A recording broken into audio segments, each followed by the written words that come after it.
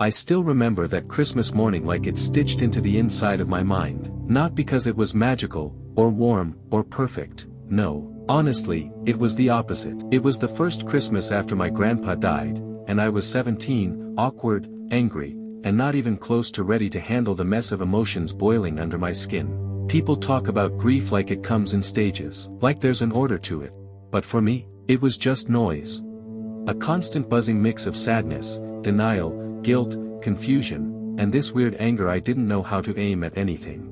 Grandpa passed in August, just a few months earlier, and I had spent the rest of the year pretending I was fine, pretending I wasn't thinking about him every time I walked past his empty chair at family gatherings, pretending I wasn't waiting for his voice to come around the corner with that slow, teasing, "Hey there, Peanut." Yeah, Peanut. That was his name for me. No one else ever used it, so it was like this private little bond between the two of us. Every time he said it, it was like he was saying, "I see you, you're mine." But that December, the house felt hollow. Even with the lights, even with the music, even with my mom trying so hard to force cheer into every corner of the living room, I could feel the empty space where he should have been. Christmas morning came, and my brother and I were sitting on the floor ripping open presents. The kind of boring routine Christmas gifts you get when everyone's too tired or too broke or too emotionally drained to do anything creative. Socks.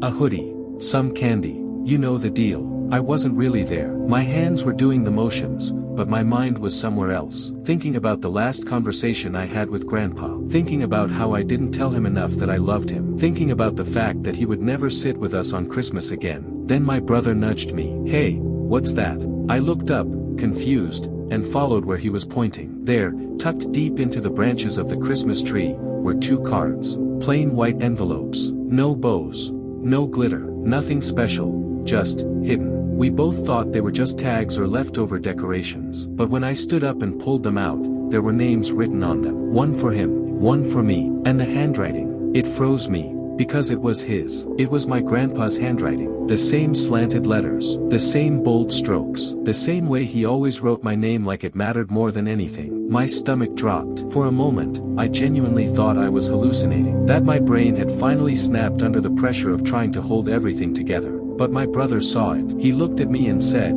"That's Grandpa's writing, isn't it?" I didn't answer.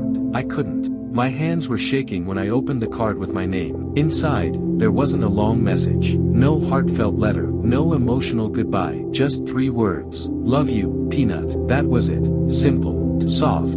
Like he had written it yesterday. And here's the thing. He had never given me a Christmas card in my life. Not once. Never tucked anything into the tree. Never gave me anything handwritten for the holidays. It wasn't his thing. That just wasn't him. So how did that card end up there? Who put it? When?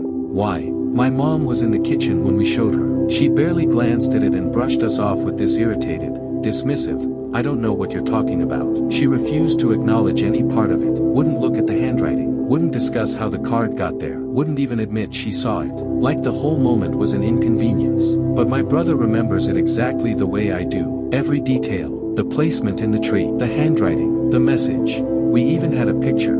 A real physical photograph of me holding the card. It lived in an album for years. Proof that it happened. Proof that I didn't make it up in some grief-induced fantasy. Proof that the world bent, just a little, for me that morning. Then, around 9 years ago, that picture disappeared. Not lost, not misplaced, not damaged.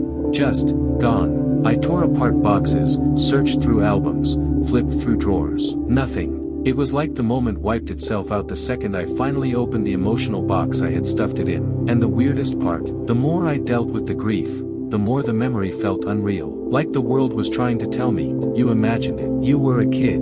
Let it go." But I can't. Because I remember the way the air felt when I held that card. I remember the way my hands shook. I remember the way my brother looked at me, confused and a little scared. I remember the way those 3 words hit me like a punch and a hug at the same time. "Love you, Peanut." It wasn't closure. It wasn't an answer. But it was something. Something impossible. Something comforting.